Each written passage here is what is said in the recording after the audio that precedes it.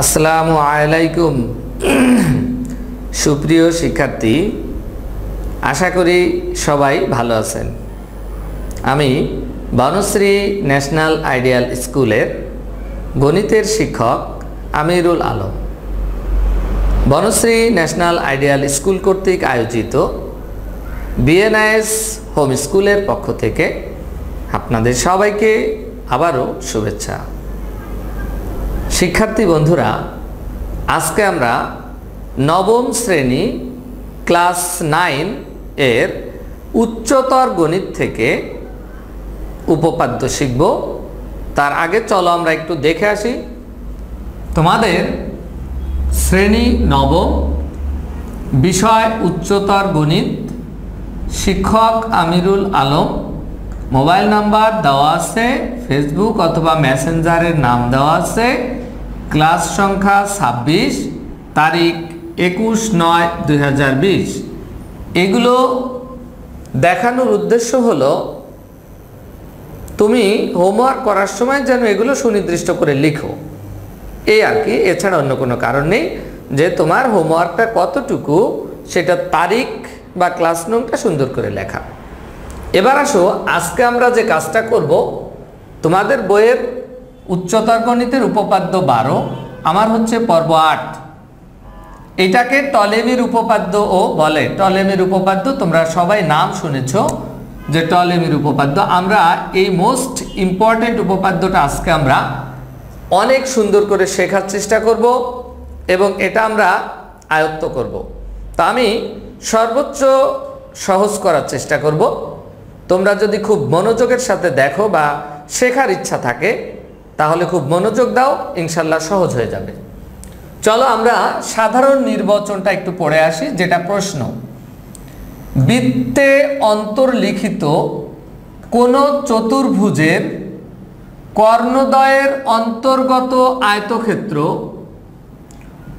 ওই চতুর্ভুজের বিপরীত বাহুদ্বয়ের অন্তর্গত আয়তক্ষেত্রের সমষ্টির সমান। এবার আমি তোমাদেরকে এটা বুঝাই। বৃত্তে অন্তর্লিখিত কোন চতুর্ভুজ, আমরা মনে করে নিচ্ছি এ বি সি ডি, এই যে চতুর্ভুজ, এটা বৃত্তে অন্তর্লিখিত মানে কি বৃত্তের ভিতরে আছে। এই চতুর্ভুজের কর্ণদ্বয়ের অন্তর্গত আয়তক্ষেত্র, কর্ণ কোনটা দেখো এসি, আরেকটা হলো বিডি, তাহলে এসি ইন্টু বিডি। এর বিপরীত বাহুদ্বয়ের, বিপরীত বাহু হচ্ছে এবি এর বিপরীতকে সিডি, তাহলে এবি আর সিডি গুণ হলো, আর এডির বিপরীতকে বিসি, এদের আবার যোগফল। তো আমরা এটা এখন লিখবো, লিখলে আরো ক্লিয়ার হবে। এই যে আমরা প্রশ্নটাকে লিখেছি এখানে, এরপর চিত্রটা এঁকেছি। এখন তুমি বিশেষ নির্বাচন শুরু করবা চিত্রের নিচ থেকে। আমরা এখানে লিখে দিচ্ছি বিশেষ নির্বাচন।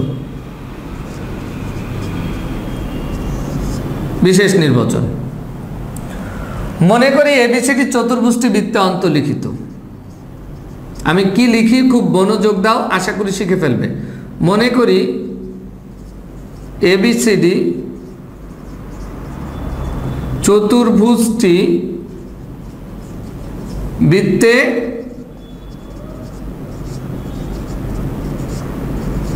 অন্তর্লিখিত। এরপরে কি লিখলাম? এবিসিডি চতুর্ভুজের, এবিসিডি চতুর্ভুজে দেখো বিপরীত বাহু কি কি সেটা লিখবো। এবিসিডি চতুর্ভুজের বিপরীত বাহুগুলি যথাক্রমে সেগুলো লিখতেছি, খেয়াল করো। বিপরীত বাহু কি কি? এডি এর বিপরীত কি? বিসি, তাহলে লিখতে পারি এডি ও বিসি, এই একটা, এবং আরেকটা কি এবি এর বিপরীতকে সিডি, এবং এবি ও সিডি, এই আরেকটা লিখলাম। তাহলে এবিসিডি চতুর্ভুজের বিপরীত বাহুর কথা বললাম, এবং এসি ও বিডি, দেখো এসি ও বিডি কি? এসি একটা কর্ণ, বিডি একটা কর্ণ। এসি ও বিডি দুটি কর্ণ। কি প্রমাণ করতে হবে? প্রমাণ করতে হবে যে, খেয়াল করো এবার, কর্ণদ্বয়ের অন্তর্গত আয়তক্ষেত্র, কর্ণ কি কি এসি আর বিডি, তাই তো, এসি ইন্টু বিডি, কর্ণদ্বয়ের অন্তর্গত আয়তক্ষেত্র বিপরীত বাহুদ্বয়ের অন্তর্গত আয়তক্ষেত্রের সমষ্টির সমান। বিপরীত বাহু কি কি? এবি, এর বিপরীতকে সিডি, সমষ্টি তাহলে প্লাস আরেকটা বিপরীত কি এডি ইন্টু দিলাম বিসি। তাহলে প্রমাণ করতে হবে AC into BD, AC into BD কর্ণদ্বয়, AB into CD, AB into CD বিপরীত বাহু, প্লাস এডি ইন্টু বিসি বিপরীত বাহু। তাহলে বিপরীত বাহুদ্বয়ের অন্তর্গত আয়তক্ষেত্রের সমষ্টির সমান হচ্ছে কর্ণদ্বয়ের অন্তর্গত আয়তক্ষেত্র। এটাই আমাদের প্রশ্নে লেখা আছে যে কর্ণদ্বয়ের অন্তর্গত আয়তক্ষেত্র এই চতুর্ভুজের বিপরীত বাহুদ্বয়ের অন্তর্গত আয়তক্ষেত্রের সমষ্টির সমান। আমরা এটা প্রমাণ করব, এটা হচ্ছে আমাদের বিশেষ নির্বাচন। এবার চলে আসো অঙ্কন। অঙ্কন অঙ্কন দেখো কি করি আমরা। এই যে দেখো বি এ সি, মানে এই যে এই কোণটা বি এ সি, আমরা এই বিএসি কে ডি এ সি মানে এই পুরা পাঁচটার চেয়ে ছোট ধরে নিচ্ছি। বিএসি কে ডিএসি এর চেয়ে ছোট ধরে নিয়ে বিএসির সমান করে আমরা এই ডিএপি এই অংশটা কেটে নিচ্ছি। তাহলে আমরা অঙ্কনটা একটু লিখি। কোণ বিএসি কে কোণ ডিএসি এর চেয়ে ছোট ধরে নিয়ে কোণ বিএসি এর সমান, যেহেতু এটা ছোট বলছি তাহলে এর সমান করে নিব, এর সমান করে। তাহলে আবার বলতেছি কোণ বিএসি কে ডিএসি এর চেয়ে ছোট এটাকে ভেবে নিচ্ছি। তাহলে এটা যদি ছোট হয় এটার সমান এই পাশে আছে, তাহলে এটার সমান করে এই পাশে কেটে নিচ্ছে, সেটা হলো ডিএপি। তো কি লিখলাম? বিএসি কে ডিএসি এর চেয়ে ছোট ধরে নিয়ে বিএসি এর সমান করে কোণ কি আঁকলাম? ডিএপি আঁকি। আরেকটু পরিচয় দিয়ে দাও। এপি রেখা বিডি রেখাকে পি বিন্দুতে ছেদ করে। এপি রেখা বিডি রেখাকে পি বিন্দুতে ছেদ করে। এই হচ্ছে আমাদের অঙ্কন হয়ে গেল। তাহলে আমরা বিশেষ নির্বাচন লিখলাম, অঙ্কন লিখলাম।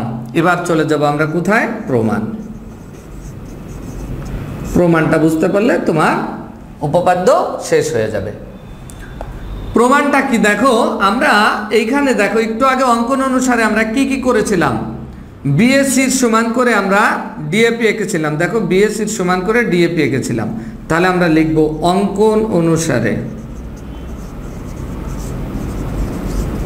অঙ্কন অনুসারে কোণ বিএসি সমান সমান কোণ ডিএপি, কোণ বিএসি সমান সমান কোণ ডিএপি। এটা হচ্ছে আমরা একটু আগে অঙ্কনের মধ্যে এঁকেছি। এখন খেয়াল করো, আমরা যে কাজটা করব প্রমাণের সাথে উভয় পক্ষে কোণ সিএপি মানে এই ছোট্ট কোণটা যোগ করে দেব, সিএপি। তাহলে এখানে বা লিখি কোণ বিএসি প্লাস কোণ সিএপি, এটা কোণ চিহ্ন, ইকুয়াল টু কোণ ডিএপি প্লাস কোণ সিএপি। কি করলাম আমরা? উভয় পক্ষে, এখানে কথাটা লিখে দিবে, উভয় পক্ষে কোণ সিএপি যোগ করে করলাম যোগ। আচ্ছা, বা খেয়াল করো বিএসি আর সিএপি দুটা মিলে কি হয়? আমরা চিত্রে চলে যাই। বিএসি আর সিএপি, বি এ সি মানে এইটুকু, সিএপি তার মানে এইটুকু, দ্যাট ইজ এইটুকু বলতে পারি একসাথে, সেটার নাম হলো বিএপি।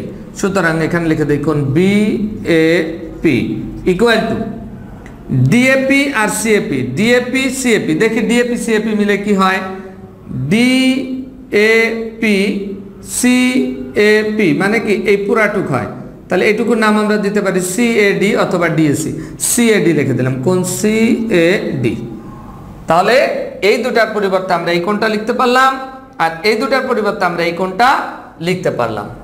এখন আমরা দুইটা ত্রিভুজ নিয়ে কাজ করব। এখন এখন দেখো একটু চিত্রে চলে যাচ্ছি। কি কি ত্রিভুজ নিব আমি একটু ব্রড করে দিচ্ছি। ত্রিভুজ এই যে এখানে একটু ব্রড করে দিচ্ছি, এই ত্রিভুজটা নিব এ বি আর পি, এই ত্রিভুজটা নিব আমি।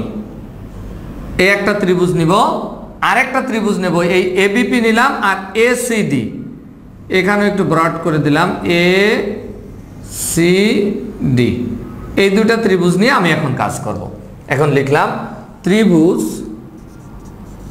এবিপি ও ত্রিভুজ এসিডিএ।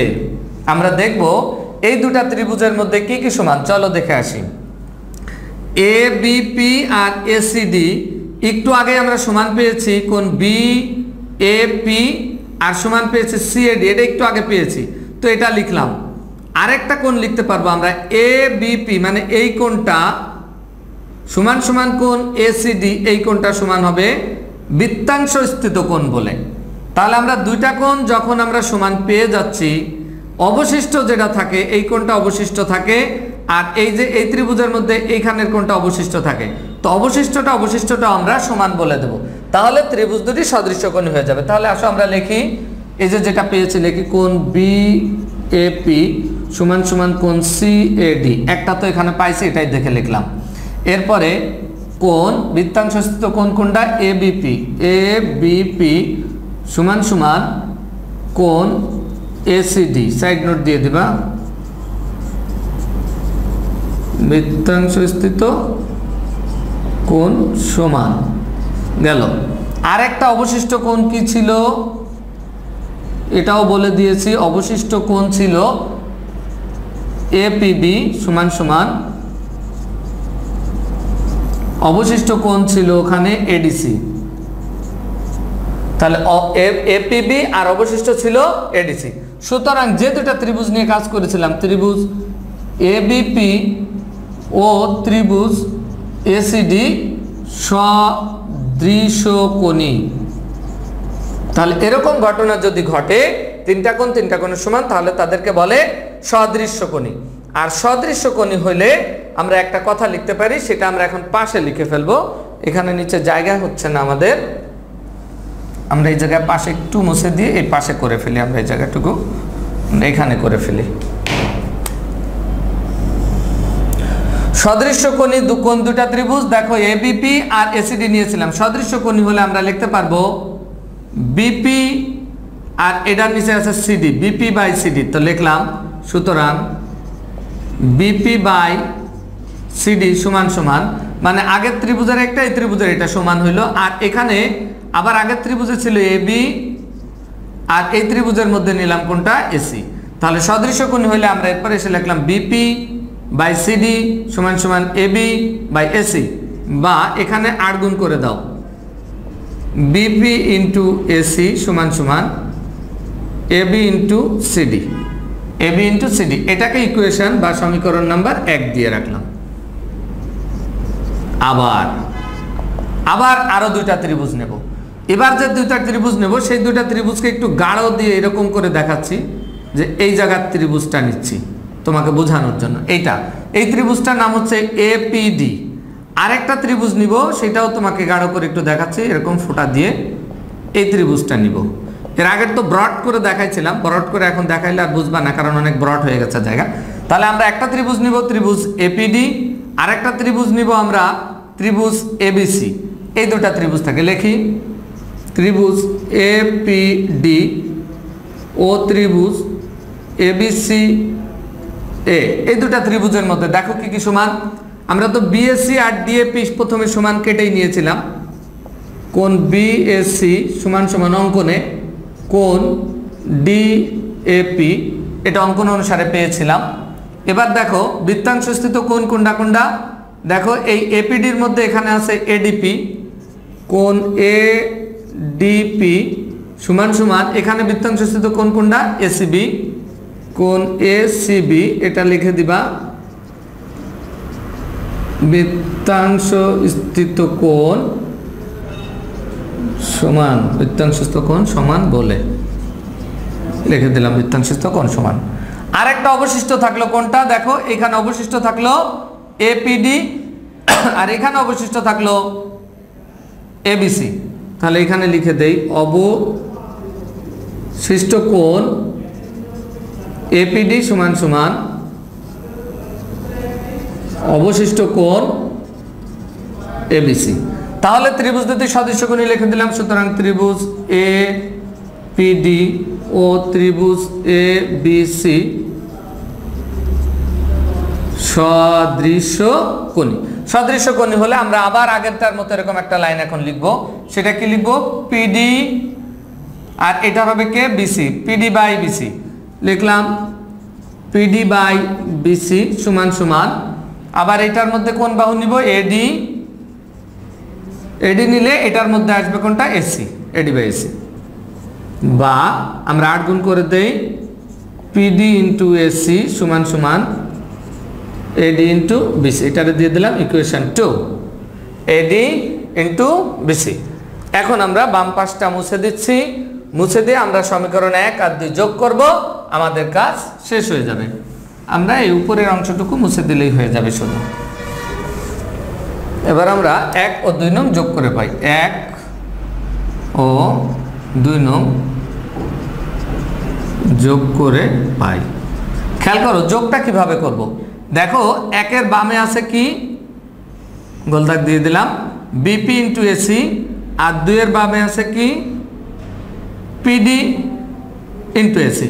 তাহলে 1 এর বামের টুকু লিখলাম বিপি ইন্টু এসি, 2 এর বামের টুকু লিখলাম পিডি ইন্টু এসি সমান সমান 1 এর ডাইনে কি আছে? AB into CD. ডাইনের টুকু এবার লিখলাম এবি ইন্টু সিডি। আর 2 এর ডাইনে ছিল এডি ইন্টু বিসি। এটা তুমি যোগ করার সময় বুঝতে পারবে। এখান থেকে দেখো এসি কমন যায়। তাহলে আমরা যদি এসি কমন নেই, থাকে কি? BP plus PD equal to যা আছে রেখে দেই AB into CD plus AD into BC রেখে দিলাম। বা এসি খেয়াল করো বিপি আর পিডি, বিপি প্লাস পিডি। দেখে আমরা চিত্রে চলে যাই। বিপি প্লাস পিডি মানে কি? এই টোটালটুকু চলে আসছে বিডি। তাহলে আমরা এই দুটার পরিবর্তে লিখতে পারি বিডি সমান সমান AB into CD plus AD into BC. দেখো আমার প্রমাণের লাইন হয়ে গেছে। কর্ণদ্বয়ের অন্তর্গত আয়তক্ষেত্র AC into BD, AC into BD, বিপরীত বাহু AB into CD, AB into CD plus AD into BC, AD into BC. বিপরীত বাহুর অন্তর্গত আয়তক্ষেত্রের সমষ্টি সমান। তুমি এখানে এসে প্রমাণিত লিখে দিবে। এই যোগের ঘটনাটা সহজ, তোমাকে এই জায়গাগুলোতে একটু মনোযোগ দিতে হবে এটা শিখতে হলে। তো শিক্ষার্থী বন্ধুরা, আমাদের ক্লাস আজকের মতো শেষ হয়ে গেছে। আমি এখন তোমাদেরকে হোমওয়ার্ক দেব। এইচডব্লিউ তোমরা বুঝতেই পারছো, সিডব্লিউ টু এইচডব্লিউ অবশ্যই করবা এটা মনোযোগ দিয়ে। যদি তুমি শিখতে চাও তাহলে অবশ্যই এটা হোমওয়ার্ক করবা। এখন আমি তোমাকে কিছু গুরুত্বপূর্ণ কথা বলবো। এই উপপাদ্যটা টলেমির উপপাদ্য নামে পরিচিত। এটা খুব ইম্পর্টেন্ট আর তোমরাও জানো। অনেকে পড়ার সময় বা ক্লাসেও বলেছো স্যার এটা অনেক কঠিন লাগে, কিভাবে শিখবো কিভাবে শিখবো। তো আমি আশা করি তুমি এটা যদি শিখতে চাও, যদি তোমার খুব ইচ্ছা থাকে তাহলেই তুমি শিখতে পারবে। আর যদি তোমার মনে হয় যে হ্যাঁ শিখবো বা এই সেই, তাহলে শিখতে পারবে না। তোমাকে শিখতে হলে খুব মনোযোগ দিয়ে স্থির চিন্তা করে বই বের করতে হবে, খাতা বের করতে হবে, পেন্সিল বের করতে হবে, কলম সব কিছু বের করে ভিডিওটা সুন্দর করে ওপেনিং করে শেখার জন্য সেইভাবে ভিডিওটা দেখো। আমি আশা করি তুমি একবার দেখো, 2 বার দেখো, 3 বার দেখো, ইনশাল্লাহ এটা তুমি শিখতে পারবে। তোমার দ্বারা এটা সম্ভব। তো এইভাবেই শিখতে হয় প্রত্যেকটা পড়াই। তারপরে তুমি হোমওয়ার্ক সুন্দর করে করে ফেলো, আরও ভালো হবে। লিখে ফেলবা, বারবার লিখবা। আর যেটা করবা অবশ্যই বাসায় বাবা মায়ের কথা মতো চলতে হবে। তোমরা এখন বড় হচ্ছ, 9-এ উঠেছো, 10-এ উঠবে, কলেজে উঠবে। এখন থেকেই তোমরা যদি অনুগত থাকো বাবা মায়ের, তাহলে তোমাদের ফিউচার আমি নিশ্চিত ইনশাল্লাহ উজ্জ্বল। আর যদি এখন থেকেই তোমরা বাবা মায়ের কথা মতো না শোনো, বাবা মায়ের কথা মতো না চলো, তাদের মনে কষ্ট দাও, তাহলে নিশ্চিত থাকো ভালো পথ নেই। তো এখন থেকেই, এখন যেহেতু ছোট আছো, এখন থেকেই মেনে নাও যে বাবা মা যা বলতেছে তা তো সত্য। বাবা মায়ের চেয়ে তো আর পৃথিবীতে আপন কেউ নেই তোমার। তাহলে তাদের কথাগুলো অবশ্যই তোমাকে খুব মনোযোগের সাথে শুনতে হবে, পালন করতে হবে। তাহলেই তোমার জীবনে সফলতা বয়ে আসবে। তো বন্ধুরা, ভালো থাকো, সুস্থ থাকো, সুন্দর থাকো। আবার দেখা হবে পরবর্তী ক্লাসে। আল্লাহ হাফেজ।